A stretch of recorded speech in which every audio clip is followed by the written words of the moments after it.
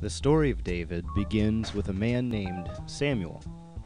Samuel was God's prophet to Israel.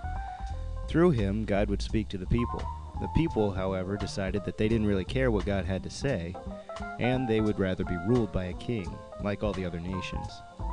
God told them that the kings of the other nations weren't doing too well, but they whined and complained, so he let them have what they wanted, again reminding them that it really wouldn't go well. And so a guy named Saul became the king of Israel. He was a tall, good-looking fellow, but ended up being too ambitious for his own good. He made some very bad decisions and also rejected God's commands. So Samuel let him know that God had already chosen his replacement, and God would no longer be helping him out. God then guided Samuel, who was very old by this time, to a man named Jesse.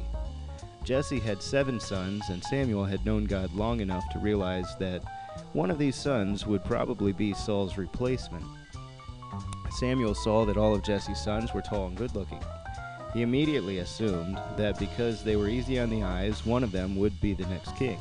So they all came before Samuel, and God didn't choose any of them. God reminded Samuel that what they looked like on the outside had really nothing to do with their hearts. Men will judge by the outside, but God judges the internal. And he was looking for a man whose heart was right.